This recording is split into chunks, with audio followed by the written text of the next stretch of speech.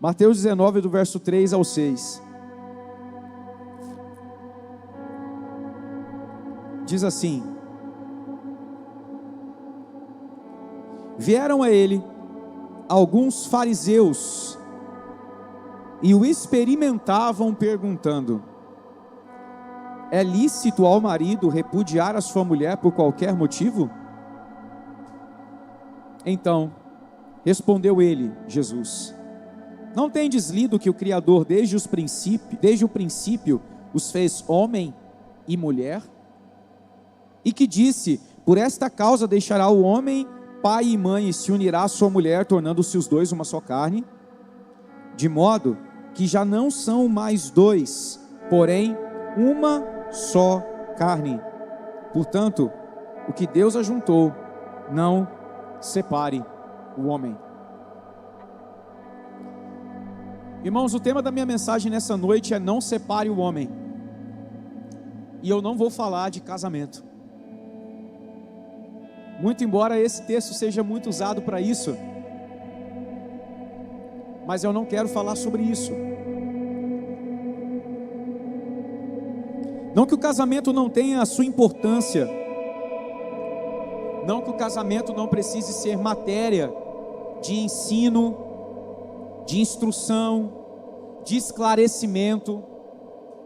Isso tudo é verdade. Casamento precisa nos nossos dias ser matéria de ensino, de instrução. Há muita confusão sobre o que é o casamento à luz da Escritura, sobre o que é o papel do esposo, da esposa.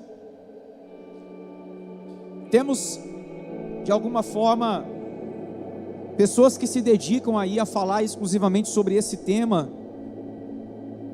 colocando-o na prateleira de cima dos temas importantes da fé cristã. Mas uma coisa é verdade: por mais importante que casamento seja, casamento é um assunto secundário. E se ele é secundário, não significa que ele não tem sua importância, mas que para ser compreendido, o que é primário precisa ser compreendido, recebido. Se eu não entendo o que é primário, eu não consigo entender aquilo que dele deriva. Vocês estão comigo? Primeiro a gente entende as coisas basais, fundamentais. Depois a gente entende aquilo do que é basal e fundamental se deriva. Não se constrói uma casa do telhado para baixo. É preciso fundação, é preciso estrutura, paredes, depois telhado. Você consegue imaginar um telhado suspenso sobre o nada? Então primeiro se constrói o que é basal, para depois se estabelecer aquilo que é a partir do basal. Isto é o casamento. A pergunta dos fariseus é sobre algo secundário, mas a resposta de Jesus é sobre algo fundamental. Por isso, quando Jesus vai responder a pergunta que eles fazem sobre divórcio, que já seria um assunto terciário, derivativo de casamento, Jesus faz menção a um fundamento que está em Gênesis. E ele responde: não tendes lido que o Criador, desde o princípio, os fez homem e mulher? Não tendes lido é uma menção de Jesus a algo que está escrito. Jesus não estava falando de um livro, Jesus estava mencionando a Tanakh, que é o conjunto de livros que formam o cânon hebraico. A Torá com seus 5 primeiros livros e os profetas, mais os livros escritos. Então Jesus está falando daquilo que seria a Bíblia hebraica. Vocês não leem? E ele fala isso a fariseus de propósito, porque fariseus eram especialistas em decorar a Tanakh. Eles sabiam textos inteiros de cor. Então quando ele diz, não tendes lido, ele está procurando de forma irônica dizer, uai, especialistas, vocês pularam essa parte do texto?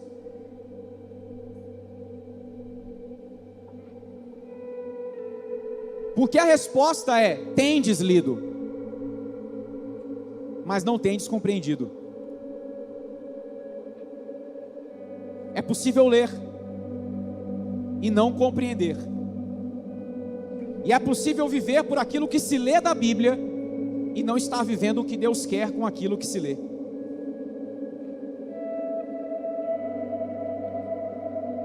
Porque nem tudo que eu leio é literal. É preciso entender o que isto significa. Por isso Jesus cita na íntegra um texto, a fim de mostrar o que ele significa. E aí ele diz: no princípio, fazendo menção, portanto, a que local está aquilo que ele vai mencionar: o livro de Gênesis.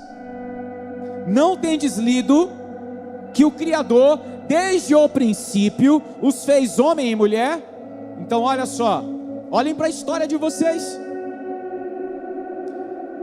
que está registrada no livro que vocês tanto valorizam. Se recordem do que desde o princípio Deus destinou ao homem e à mulher. E aí ele vai afirmar: e que disse: por esta causa deixará o homem pai e mãe, e se unirá à sua mulher, tornando-se os dois uma só carne. Na verdade eu estou afirmando, mas aqui Jesus está perguntando com o intuito de afirmar. Ele está dizendo: vocês não têm lido que o Criador no princípio fez homem e mulher, e que disse: por esta causa deixará o homem pai e mãe, e se unirá à sua mulher, tornando-se os dois uma só carne? Aí Jesus vai fazer um fechamento, uma conclusão, de modo que já não são mais dois, porém uma só carne. Porque o que Deus uniu, não separe o homem. Jesus está dizendo que o homem não foi feito um com a mulher. O homem não se tornou um com a mulher. Deixar pai e mãe e se unir com a sua mulher é o que fariam os homens depois do casal do princípio. O casal do princípio é gerado um. Eles não são unificados, eles são gerados um. Como Jesus fez menção ao princípio, vamos ao princípio? Gênesis 2, verso 21.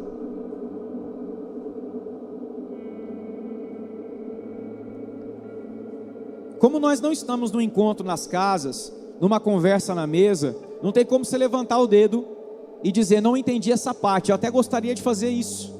Então quando eu perguntar: vocês estão comigo? Se você não tiver, se tiver boiado, responde não, para eu saber o que eu preciso retomar, amém? Vocês estão comigo? Esse não foi de treino ou de verdade? Então olha aqui para mim, nós estamos lendo Gênesis para entender que Jesus, ao dar uma orientação lá no futuro, está fazendo eles se lembrarem de como o homem e a mulher foram criados. Ok? Muito bom. Show, Jaque. Então agora vamos para Gênesis 2, 21 a 25. Olha como o homem e a mulher foram gerados. Então o Senhor Deus fez cair pesado sono sobre o homem, e este adormeceu. Tomou uma das suas costelas e fechou o lugar com carne. E a costela que o Senhor Deus tomara ao homem, transformou-a numa mulher e lhe trouxe. E disse o homem: esta afinal é osso dos meus ossos, carne da minha carne. Se chamará varoa, porque do varão foi tomada. Por isso, deixa o homem o pai e mãe, e se une à sua mulher, tornando-se os dois uma só carne. Ora, um e outro, o homem e sua mulher, estavam nus e não se envergonhavam. Irmãos, pergunto a vocês: de onde a mulher foi tirada? De fora do homem ou de dentro dele? Onde ela estava? Dentro. Para isso fazer mais sentido, vai a Gênesis 1:27 comigo. O capítulo 1 de Gênesis é um resumo de todo o relato criativo. O capítulo 2 é uma lupa sobre a criação do homem e da mulher.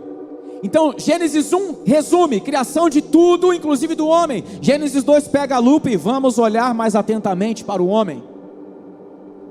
Então, no resumo de Gênesis 1, olha como o autor descreve a criação da humanidade. Criou Deus, pois, o homem à sua imagem. A imagem de Deus o criou. Macho e fêmea os criou. Quem tem a versão homem e mulher, levante a mão. Quem tem a versão macho e fêmea? Irmãos, literalmente o texto diz macho e fêmea, para fazer diferença entre o homem, descrito na primeira parte do texto, e o homem, descrito na segunda parte do texto. Quando o texto diz, criou Deus, pois o homem, a palavra é Adam, e faz menção à humanidade inteira.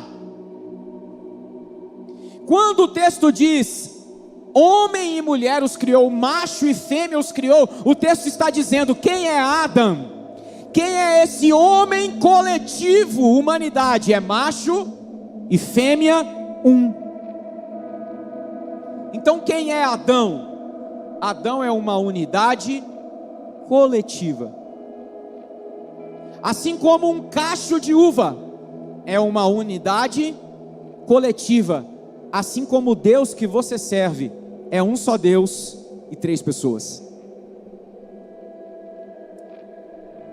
O homem é criado unidade coletiva, tal qual o seu Deus, comunidade santa.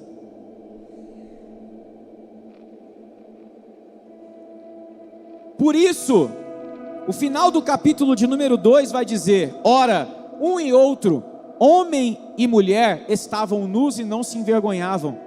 Homem e mulher eram as faces de uma mesma moeda.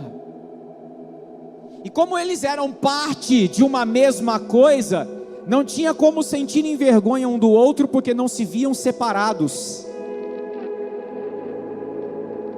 A mulher olhar para o homem era ver a si.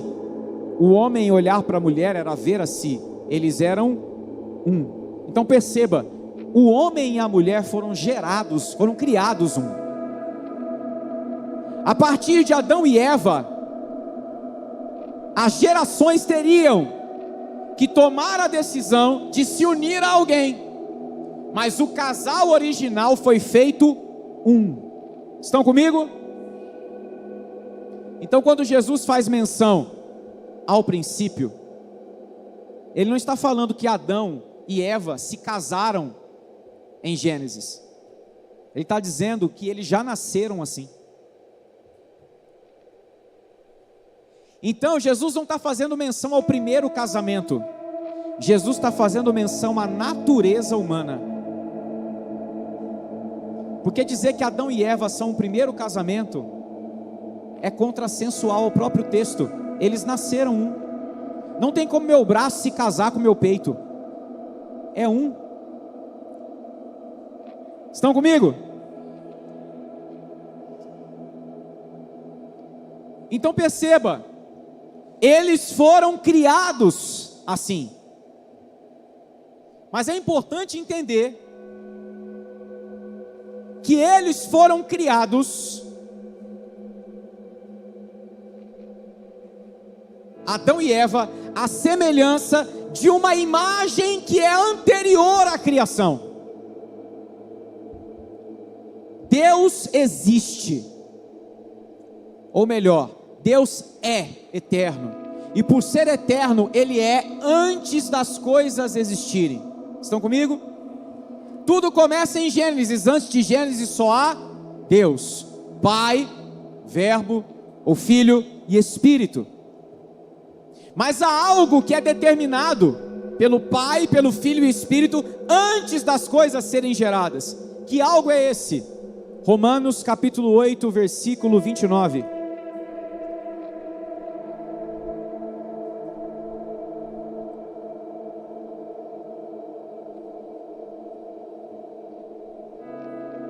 o apóstolo Paulo também vai fazer menção a algo que diz respeito ao princípio e antes do princípio. Romanos capítulo 8, verso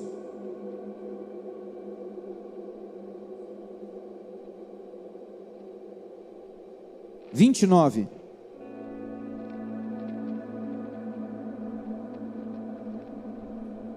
Vamos começar do versículo 28.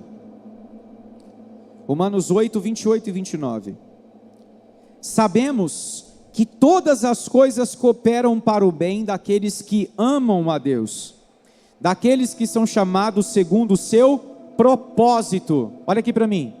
Propósito é algo que Deus tem antes de criar todas as coisas. Propósito é o que alguns comumente chamam de plano. O plano de Deus é anterior à sua criação.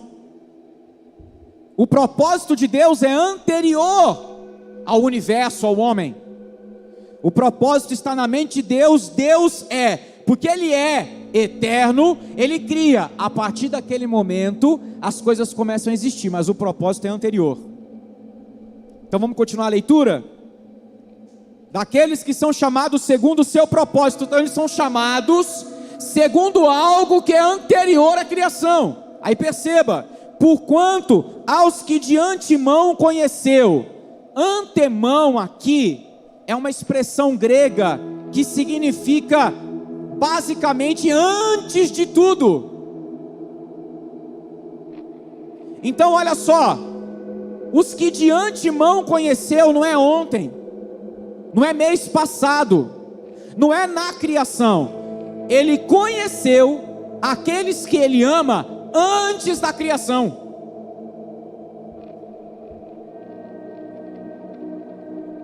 Vamos continuar a leitura? Porquanto aos que de antemão conheceu antes da criação, também os predestinou para serem conformes à imagem de seu Filho. O Filho também é eterno. Então o Filho é uma imagem anterior à criação.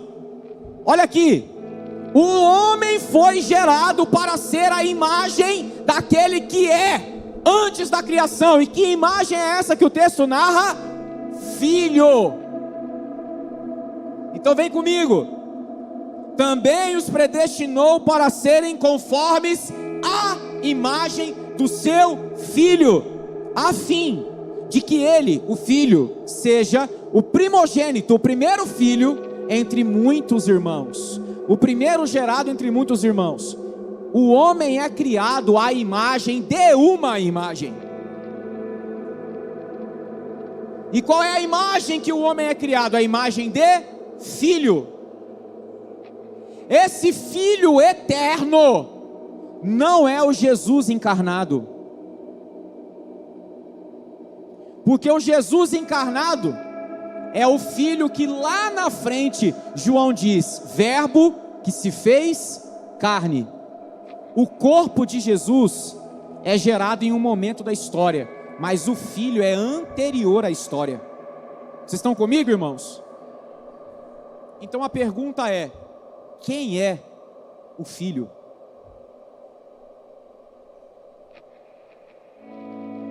Porque nós fomos criados à imagem desse Filho, que é anterior à história. Vamos deixar Paulo nos responder?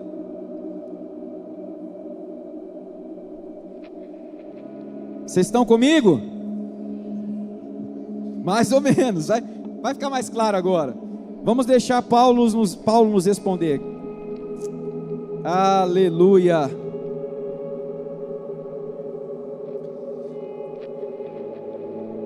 Efésios capítulo 5.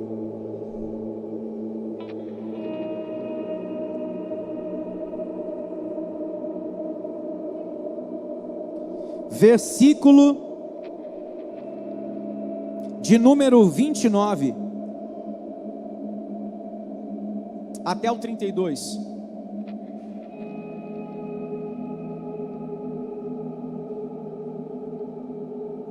Olha o que Paulo diz: Porque ninguém jamais odiou a própria carne, antes a alimenta e dela cuida. Carne aqui, pessoal, é sinônimo de corpo. Porque você não se odeia, você come para ficar vivo. Então, porque ninguém jamais odiou a própria carne, antes a alimenta e dela cuida, como também Cristo faz com a igreja. Porque somos membros do seu corpo. Eis porque deixará o homem a seu pai e sua mãe. Presta atenção. Eis porque está explicando o que essa expressão significa de verdade. Eu disse a vocês que nem tudo o que está escrito deve ser lido como literal, mas sendo compreendido no que significa. Paulo está explicando o significado genuíno dessa expressão. Eis porque deixará o homem a seu pai e sua mãe, e se unirá à sua mulher, e se tornarão os dois uma só carne. Grande é este mistério, mas eu me refiro a Cristo e à igreja. Imagine o Filho eterno se fazendo carne, prendendo-se um corpo. Ele está deixando o Pai,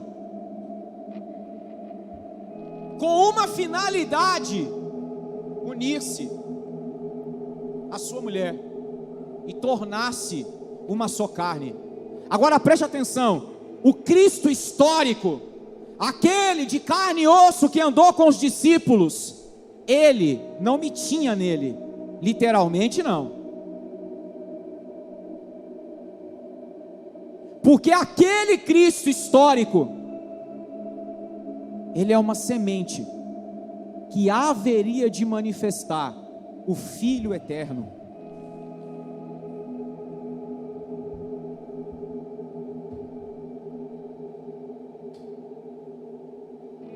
Jesus tinha consciência disso.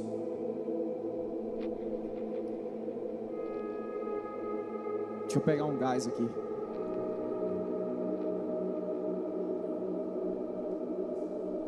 Aleluia.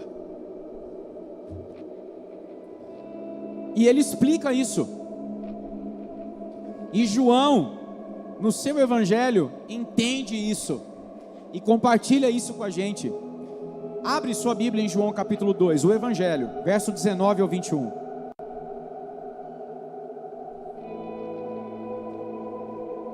Evangelho de João capítulo 2, versos 19 ao 21.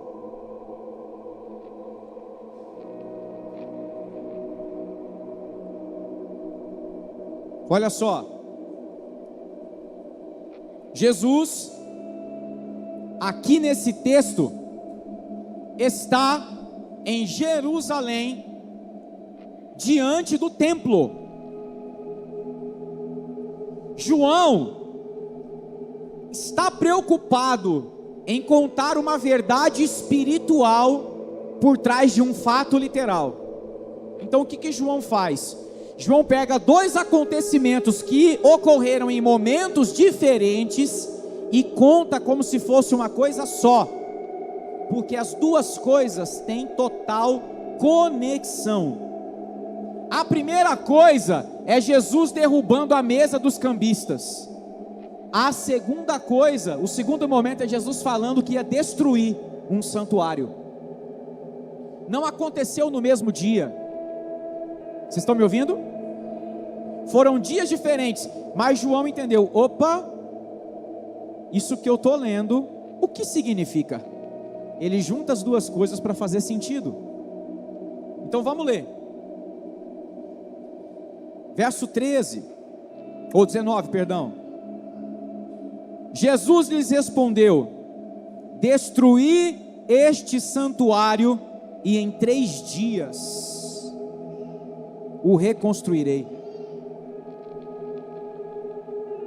Replicaram os judeus: em 46 anos foi edificado este santuário, e tu em 3 dias o levantarás? Ele, porém, se referia ao santuário do seu corpo. Irmãos, Jesus aqui faz um joguete de palavras no grego. A palavra grega para templo é hieron. A palavra grega para o santíssimo lugar é naos. Jesus não disse que ia destruir o templo. Jesus disse que ia derrubar o naós. Por isso a nossa tradução é preocupada em colocar o sentido, santuário. Quando Jesus falou de santuário, na verdade eles entenderam templo.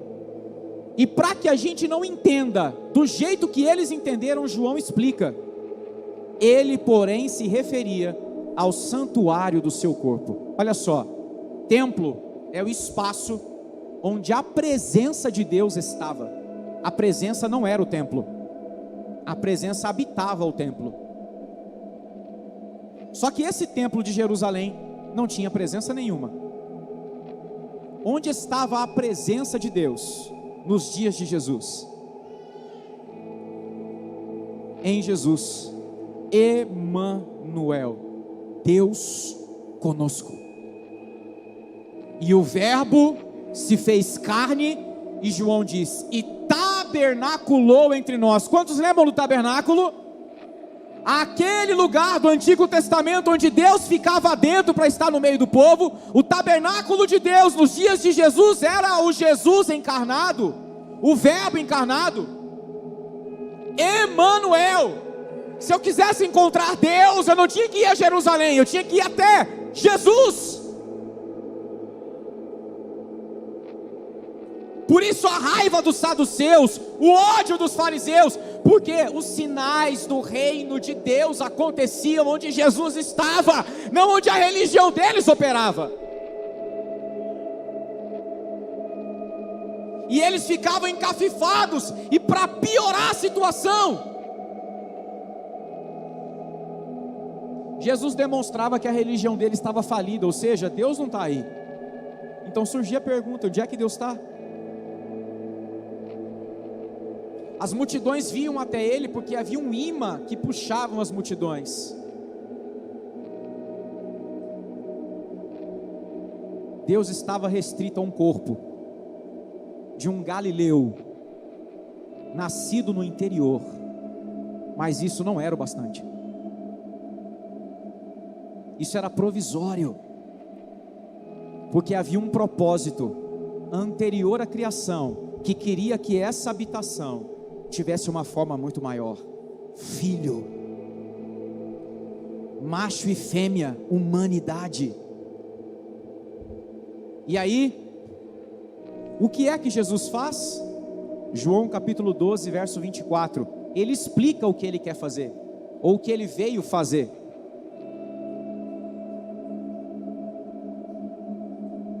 João 12, 24.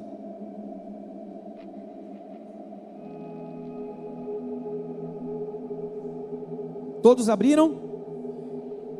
Em verdade vos digo, se o grão de trigo caindo na terra não morrer, fica ele só, mas se morrer, produz muito fruto.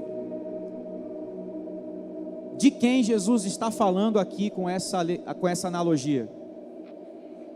Dele mesmo. O verso 23 explica. Respondeu-lhe Jesus, é chegada a hora de ser glorificado o Filho do Homem. Jesus estava falando da sua morte.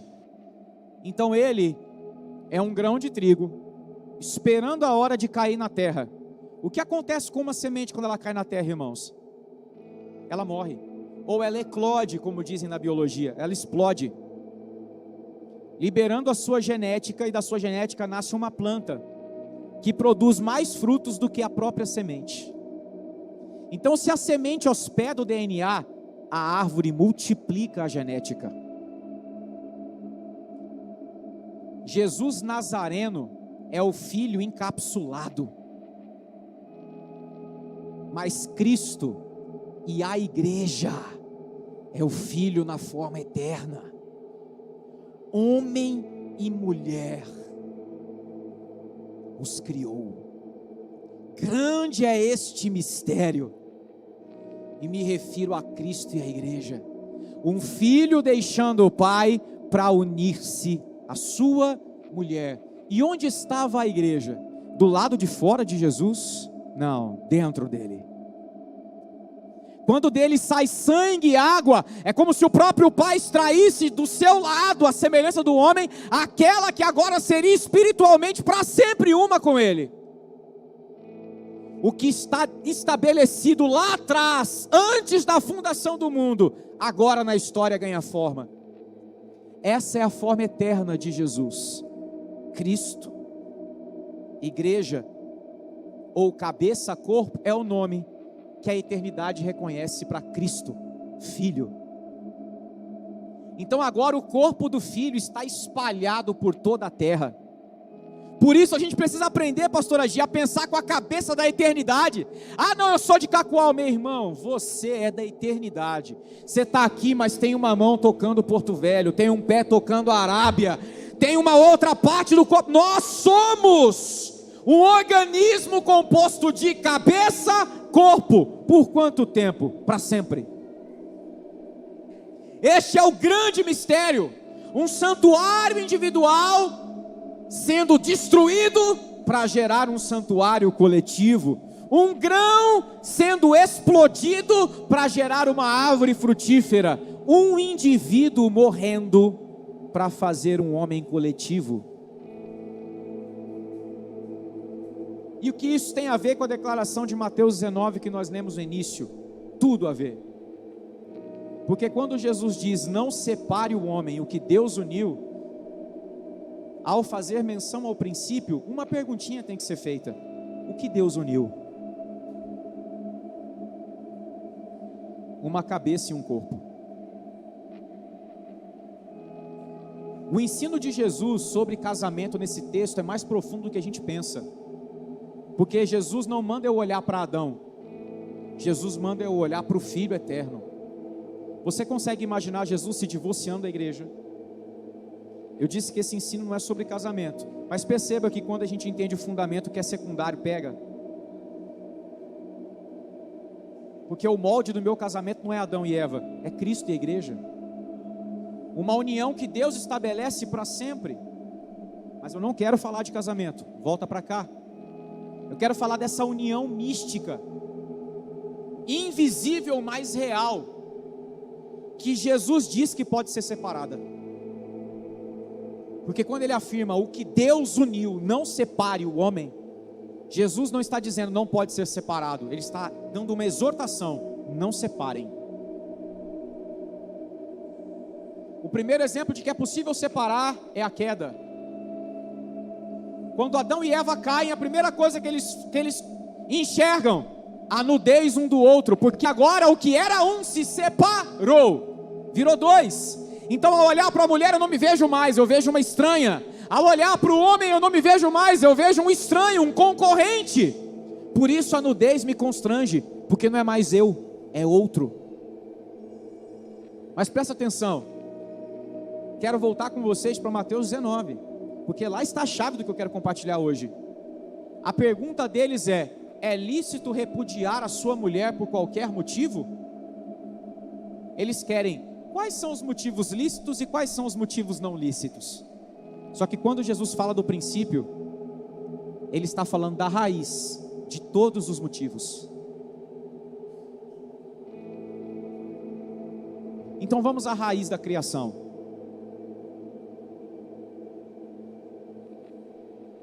Por que Deus criou o homem? Já vou dar a resposta.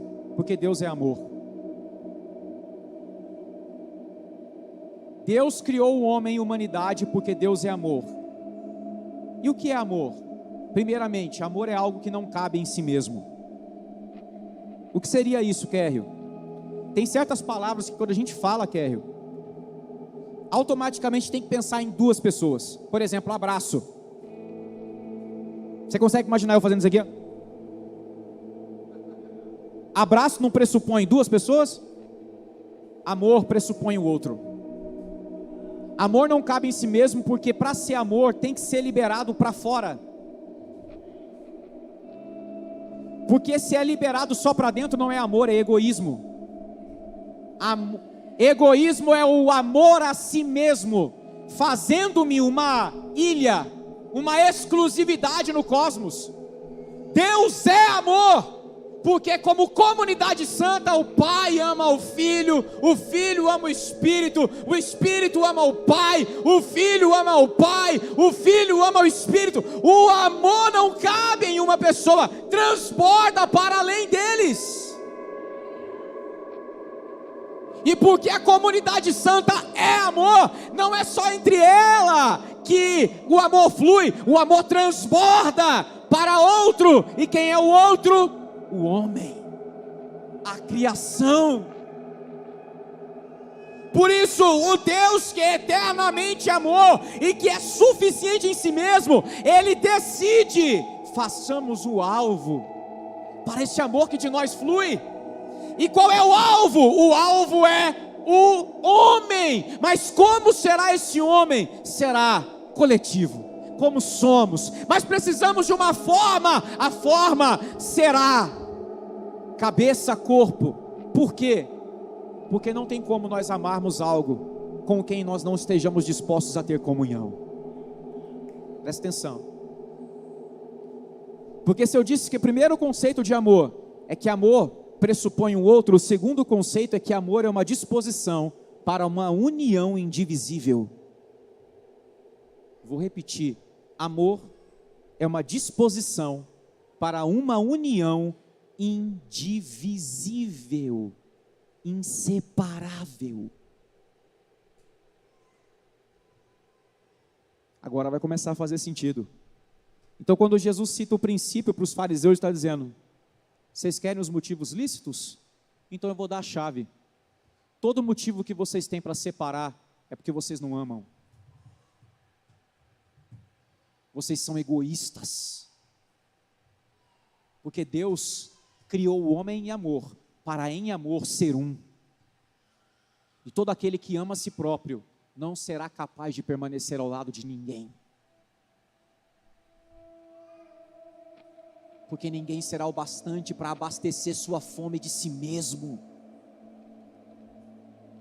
Eu troco de casa, de mulher, de emprego, porque eu sou insatisfeito. Sabe por quê? Porque eu quero ser ilha, indivíduo, solitário, em uma criação que é coletiva, é contra a natureza, e sempre fica faltando alguma coisa, e eu quero como um imã sugar tudo para mim, num anti-amor, porque se amor sai de mim para o outro, egoísmo puxa do outro para mim.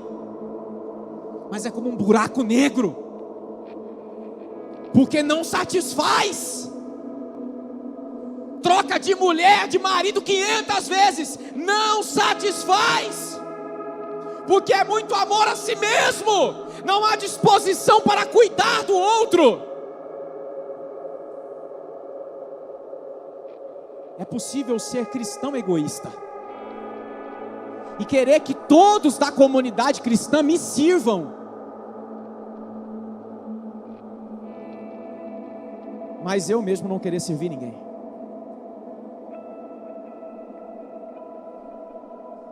E a orientação de Jesus é: não separe o homem. Agora preste atenção, vocês estão comigo? Jesus disse, ou melhor, Jesus citou Gênesis, e a declaração de Gênesis é: criou Deus, pois, o homem do pó da terra, macho e fêmea os criou. Homem é a unidade coletiva macho e fêmea, amém? Quando Jesus diz: o que Deus uniu, não separe o homem, presta atenção, o que Deus uniu não foi homem. Homem não é o nome da unidade macho e fêmea? Como é que a unidade pode separar a unidade? Aqui está o joguete de palavras. A unidade não separa a unidade, o indivíduo separa a unidade. Quando o homem só quer ser macho, quando a mulher só quer ser fêmea, ela é capaz de separar uma unidade.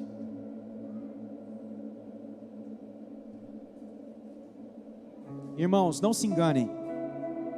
Jesus orou por unidade, nós vamos ler isso. O ministério dele, a última intercessão é sobre unidade, nós vamos entender isso. A unidade é a maneira de manifestar Cristo ao mundo, nós vamos entender isso. Mas a gente pode separar o que Deus uniu. Ah, pode. Por isso o Novo Testamento exorta, pastor Agi, com tanta veemência os comportamentos de divisão. Não haja entre vocês facção, divisão. O mexeriqueiro não esteja entre vocês. Há 3 coisas que Deus odeia. A quarta Deus abomina. Provérbios. A quarta é aquele que faz contenda entre irmãos, porque ele separa o que Deus uniu.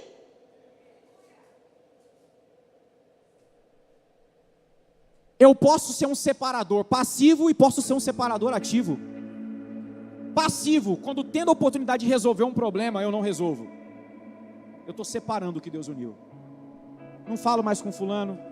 Essa situação deixa assim, vai se resolver. Não vai não, querido. Não vai não. Não vai não, pastor Josa. A nossa apatia é segregacionista. Ela separa. Ela é um jeito bonito de dizer: fulano não é necessário. Consigo viver sem ele. Não separe o homem. O mexerico é separação.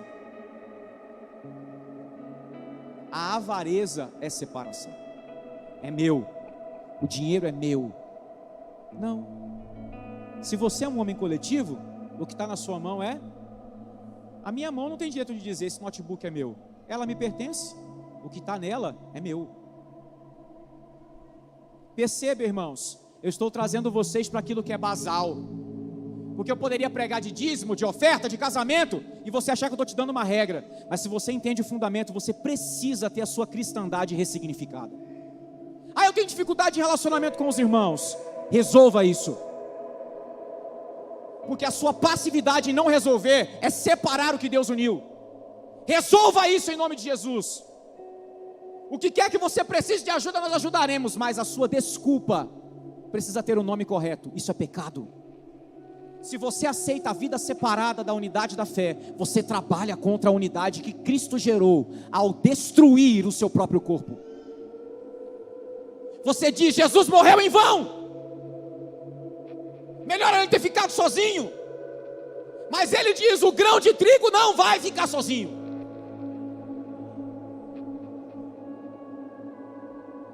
Não tem como separar essas verdades espirituais dos nossos dilemas cotidianos, irmãos. Porque senão a gente fica filosofando sobre a fé, mas não aplica. Eu sei que ninguém visita o irmão tem 3 semanas, tem 1 mês, tem 10 meses. O irmão manda mensagem no grupo pedindo ajuda. Eu respondo: tamo junto. Tamo junto com o quê? Objetivamente no quê? Porque às vezes as nossas respostas são para diminuir o nosso peso de consciência, não para estar em unidade com alguém. É tipo: não vou me acusar de não ter me prontificado a ajudar. Irmãos, o que eu quero que você entenda é que eu não vou dar um conjunto de regras de como viver uma comunidade de unidade. Isso é um princípio espiritual que tem que estar dentro de você. Vocês estão me entendendo? Isso tem que te motivar. Se o que nos gerou e gerou todo o cosmos foi amor, o que nos mantém? Amor.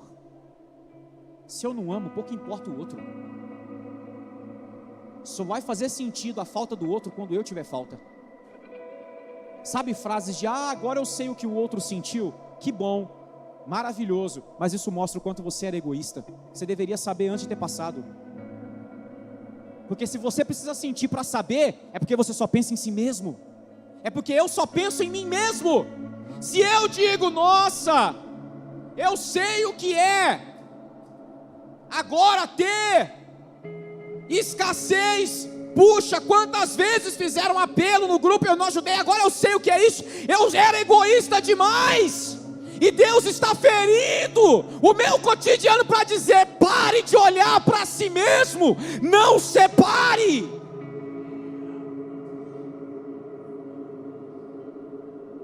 Irmãos, há uma marca nesta comunidade, e ela não é a assistência social.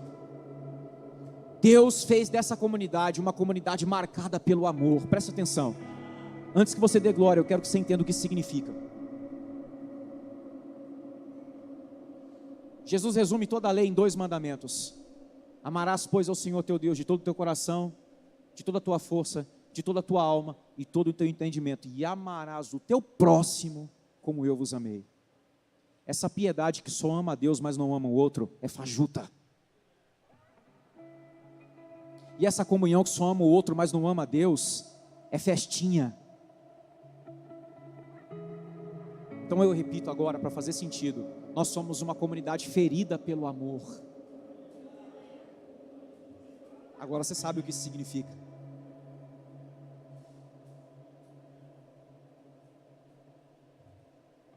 Me importa que em Cacoal, pastor Josa, pessoas não ouçam o evangelho. Eu não vou só ficar chapando coco em casa. Eu preciso pregar para a caixa do mercado, porque ela é o meu próximo. A propósito, irmãos, quantos de nós há semanas não sabem o que é falar do amor de Cristo para alguém?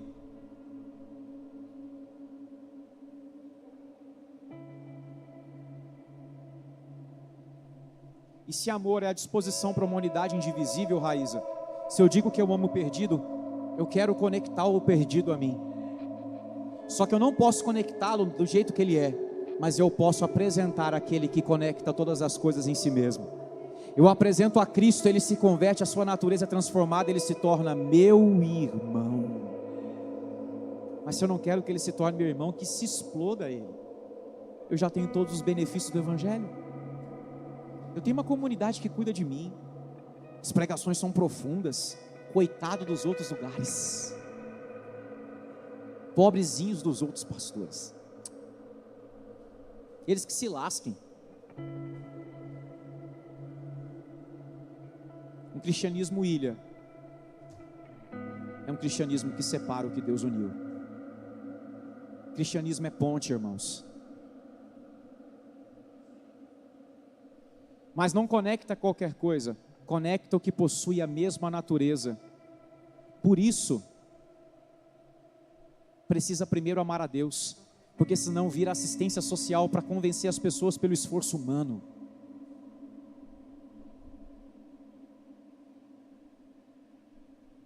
O que eu vim compartilhar com vocês nessa noite é uma reflexão que precisa mudar o nosso jeito de viver o dia a dia. Porque se eu digo que eu amo a Deus, não dá para eu viver uma semana sem orar. E se eu digo que eu amo você, não dá para eu não me importar com a sua ausência. Eu posso não estar na sua casa, mas eu preciso estar preocupado se alguém está.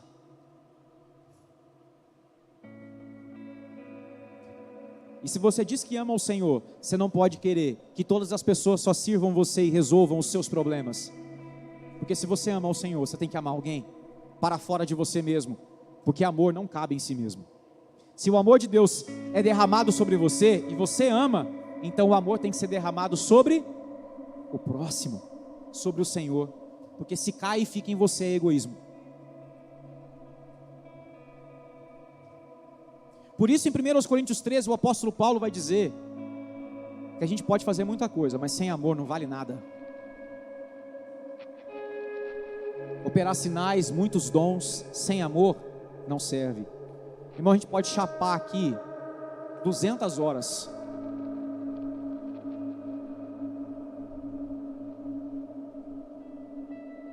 Mas se for genuíno, não tem como não pensar naqueles que não estão chapando conosco. Não tem como acabar um cultão e ir para casa assistir Netflix de boa.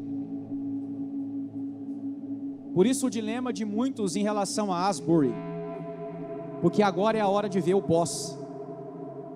Cremos que a chapação foi genuína, mas o próximo sinal de um avivamento genuíno é fome evangelística. Eles têm que querer que os outros amigos sejam ganhos para Cristo. Se eles forem para casa depois de quase mais de 150 horas de culto, ficar de boa, é no mínimo questionável.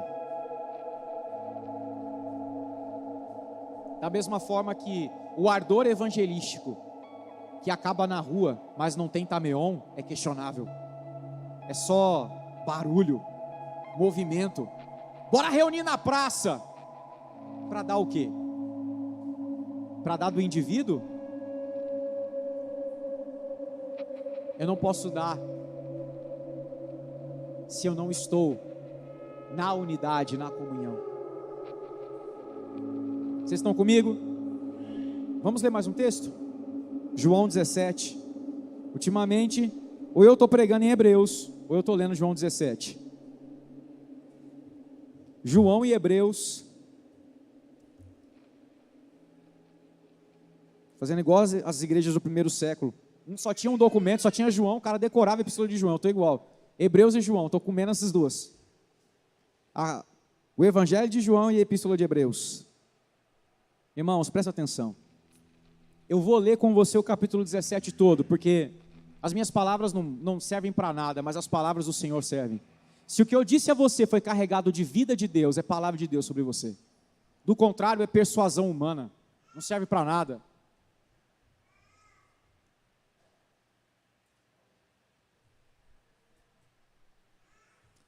(João 17:1) Tendo Jesus falado essas coisas, ele se tinha despedido dos discípulos e no meio deles começou a fazer uma oração. Levantou os olhos ao céu e disse: Pai, é chegada a hora. Glorifica teu filho, para que o filho te glorifique a ti. Assim como lhe conferiste autoridade sobre toda a carne, a fim de que ele conceda a vida eterna a todos os que lhe deste. Irmãos, presta atenção, olha aqui para mim. Jesus está orando, falando de uma terceira pessoa que na verdade é ele. Seria como se eu estivesse orando assim: Pai, então, é chegada a hora, glorifica o Rafael, para que o Rafael glorifique a ti.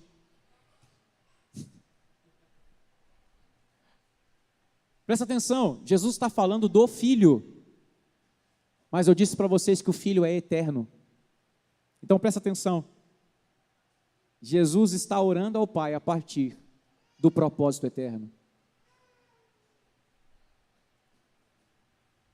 Ele fala da autoridade que foi conferida na eternidade. Assim como lhe conferiste, isso é no passado, a autoridade sobre toda a carne, a fim de que ele conceda a vida eterna a todos os que lhe deste, para ser o primogênito de muitos irmãos.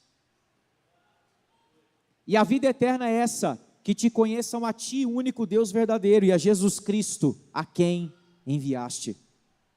Eu te glorifiquei na terra, consumando a obra que me confiaste para fazer. E agora, glorifica-me, ó Pai, contigo mesmo, com a glória que eu tive junto de ti, antes que houvesse mundo.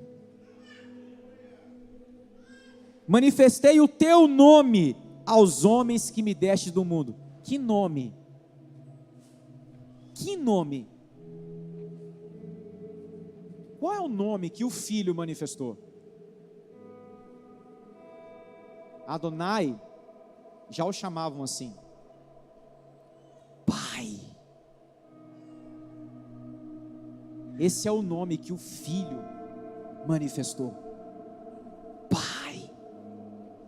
Manifestei o teu nome aos homens que me deste do mundo, eram teus, tu nos confiaste, e eles têm guardado a tua palavra. Agora, eles reconhecem que todas as coisas que me tens dado provêm de ti, porque eu lhes tenho transmitido as palavras que me deste, e eles as receberam, e verdadeiramente conheceram que saí de ti, e creram que tu me enviaste. Olha que coisa linda, o Filho está dizendo: Pai, eu saí de você, para explicar, na oração que ele está fazendo, os discípulos estão ouvindo, de onde é que os discípulos saem? É por eles que eu rogo, não rogo pelo mundo, mas por aqueles que me deste, porque são teus. Ora, todas as minhas coisas são tuas, e todas as suas coisas são minhas. Essa é a oração de quem ama. Coletividade. Ó Pai, é nosso, é tudo nosso, tudo que é seu é meu, tudo que é meu é seu. Por quê? Porque nós somos um. Nele sou glorificado, já não estou no mundo, mas eles continuam no mundo, ao passo que eu vou para junto de ti. Pai Santo, guarda-os em teu nome que me deste, para que eles sejam um, assim como nós. Que Jesus acabou de dizer: todas as minhas coisas são tuas, todas as tuas coisas são minhas. Se é para ser como eles, nada mais é meu. Tem como ter dificuldade com contribuição quando se ama? Não!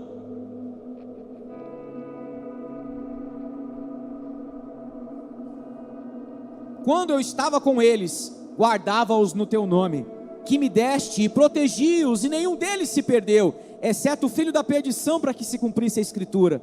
Mas agora, vou para junto de ti, e isto falo no mundo, para que eles tenham o meu gozo completo em si mesmos. Eles estavam ouvindo, por isso essa oração foi registrada. Eu lhes tenho dado a tua palavra, e o mundo os odiou, porque eles não são do mundo, como também eu não sou. Não peço que os tires do mundo, e sim que os guardes do mal. Eles não são do mundo, como também eu não sou. Santifica-os na verdade, a tua palavra é a verdade. Assim como tu me enviaste ao mundo, também eu os enviei ao mundo.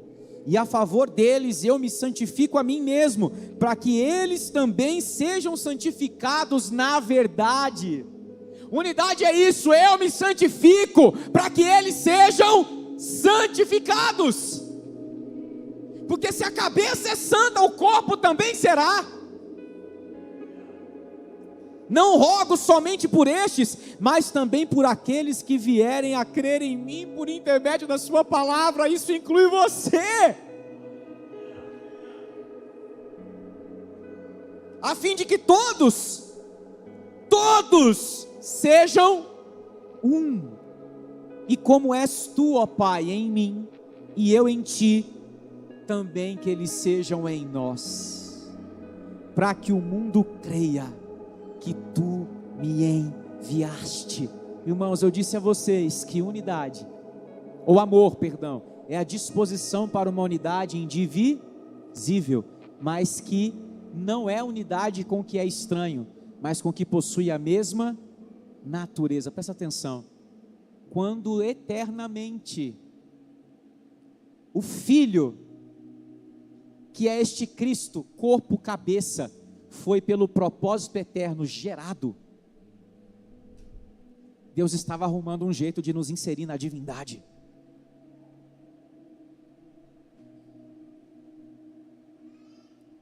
Por isso a pergunta, Logos, nós nos amamos, não nos falta nada, mas nós somos amor. Amor não cabe em si mesmo, vai transbordar. Tudo bem? Se você deixa de ser o Logos para ser o cabeça, corpo, e aquele que ama diz, eu compartilho a minha glória com eles. Estou dentro.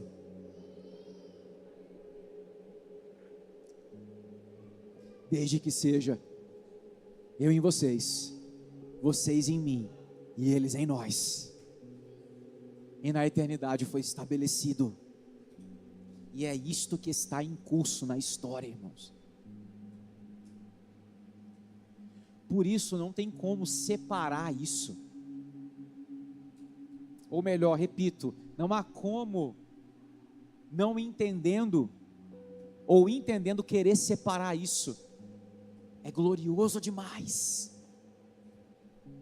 O próprio Deus está trabalhando para gerar isso, e no meu egoísmo eu vou trabalhar contra, me tornando inimigo disso. Vamos continuar a leitura. Eu lhes tenho transmitido a glória que me deste, ou que me tens dado, para que sejam um como nós o somos, eu neles e tu em mim, a fim de que sejam aperfeiçoados na unidade. Presta atenção, unidade se quebra, mas também se aperfeiçoa. Sabe como? Quando nos dilemas da vida, eu decido todos os dias continuar um com você, independente do que aconteça. Aí a resposta que Jesus deu para os fariseus. Vocês estão me perguntando quais são os motivos para irem embora? Vocês deveriam todos os dias definirem, era ficar se vocês amassem. Mas como vocês são egoístas, vocês querem elencar quais as opções que vocês têm para vazar. Ah, irmãos, quantos de nós vivem a vida da cristandade cheio de motivo para pular fora?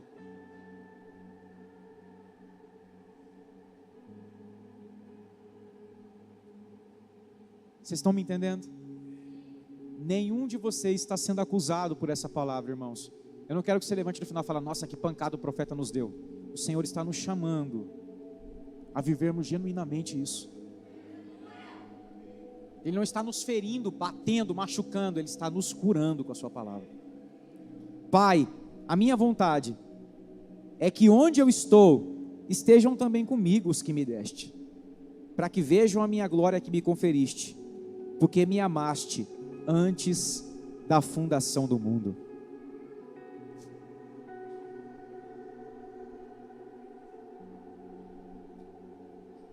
Pai justo, o mundo não te conheceu.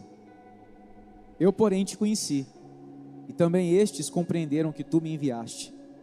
Eu lhes fiz conhecer o teu nome, e ainda o farei conhecer, a fim de que o amor com que me amaste esteja neles, e eu neles esteja. Só tem um jeito de a gente não separar o que Deus uniu: amando. Eu quero encerrar fazendo uma oração. Senhor, fira-nos com amor de novo. Porque a gente pode estar cheio de intelectualidade, a gente pode estar cheio de racionalidade, a gente pode estar cheio de dons, mas se não tiver amor, nada disso se aproveitará.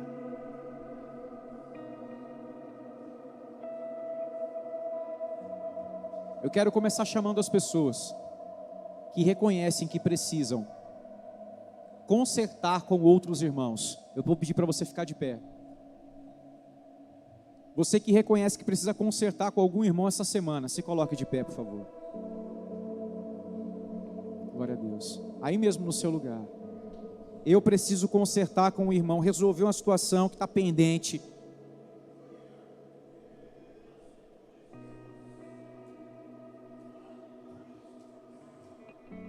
Não, está tudo certo, a gente só não se fala mais, então não está tudo certo.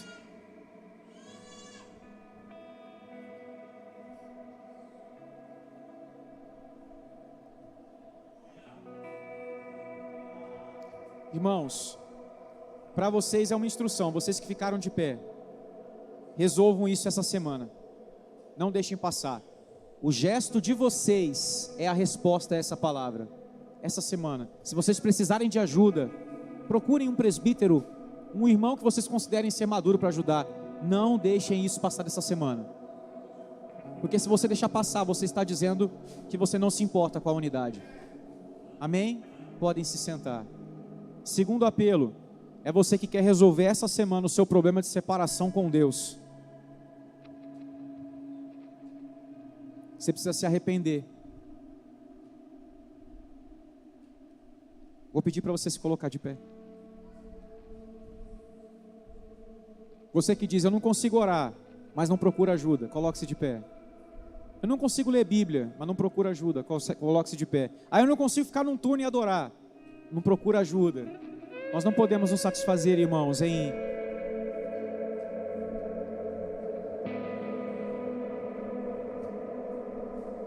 eu não vou pedir para esses irmãos irem à frente, mas eu quero que vocês continuem de pé, irmãos, porque eu quero, através de vocês, trazer um segundo ensino. Vocês estão arrependidos? Vocês querem transformação genuína? De verdade, em nome de Jesus. Não tenho medo de responder, querem mesmo, né? Irmão, sabe o que acontecia na igreja primitiva quando alguém expunha o seu pecado e pedia ajuda?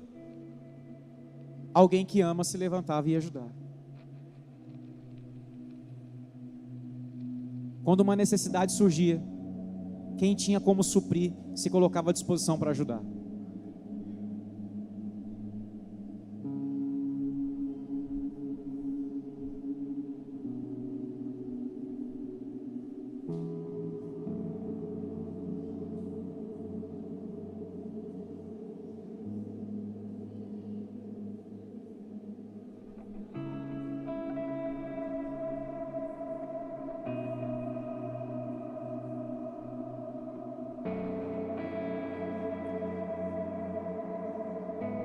Deixa o amor operar através de você, meu irmão.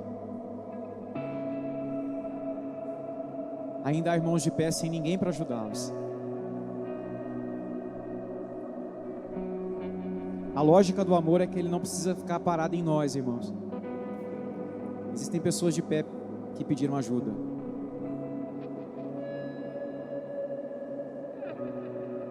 Mas eu sou tímido, profeta. Rompa a sua timidez pelo amor que você tem ao irmão. Ajude ele. Mesmo que seja gaguejando, nessa noite, não deixe o irmão sozinho. E a partir dessa noite se comprometa. Você que ainda não recebeu nenhuma pessoa perto de você, levanta sua mão, porque há outros santos que podem te ajudar em nome de Jesus. Quem quer ajuda em oração, levanta sua mão para que alguém chegue perto de você.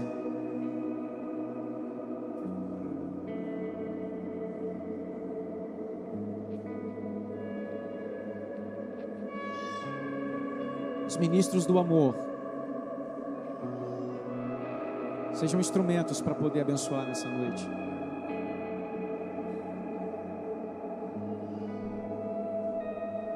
Eu ainda vejo pessoas sozinhas, irmãos, de pé, com ninguém para interceder por elas.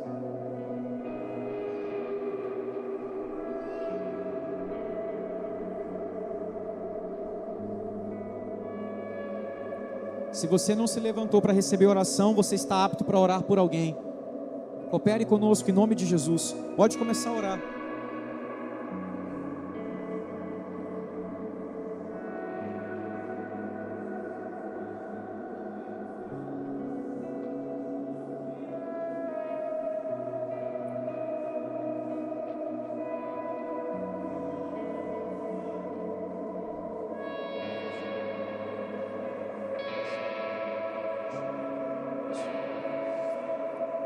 Seja um instrumento do amor de Deus. Opere nos dons.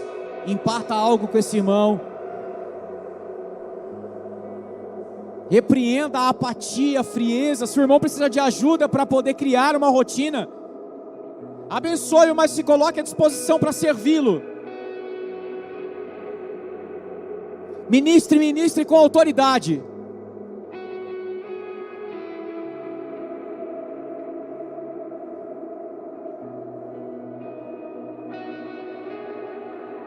Ministre com autoridade. Nós ainda temos pessoas sozinhas, irmãos. Se alguém puder cooperar conosco.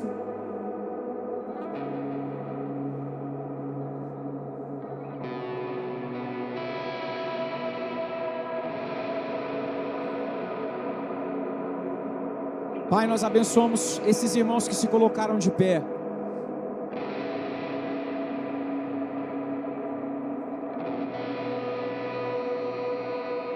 A imposição de mãos, Senhor, é um sinal de que nós temos comunhão contigo e, portanto, temos algo a liberar.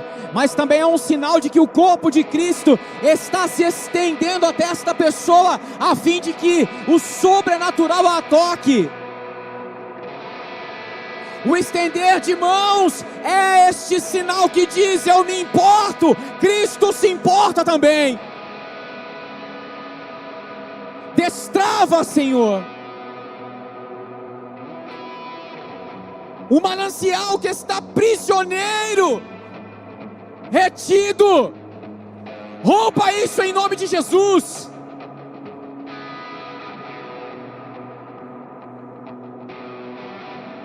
Que haja um liberar de vida, de cura, restauração nessa noite.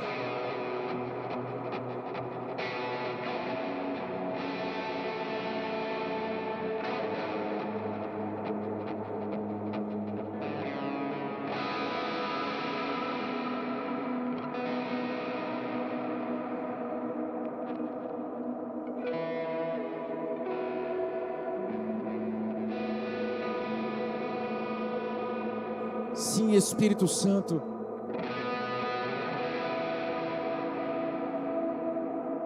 Que o seu amor restaure e reabilite irmãos e irmãs nessa noite.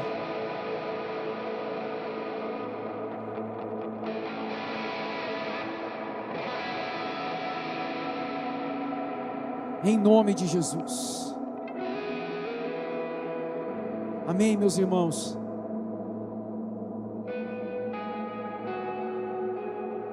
Volte para o seu lugar. Depois, você que orou por essa pessoa, pergunte para ela como você pode ajudá-la objetivamente a criar uma rotina genuína de devoção ao Senhor.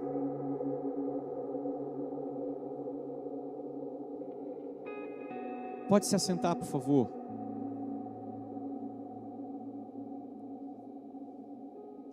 Que o Senhor nos abençoe, irmãos.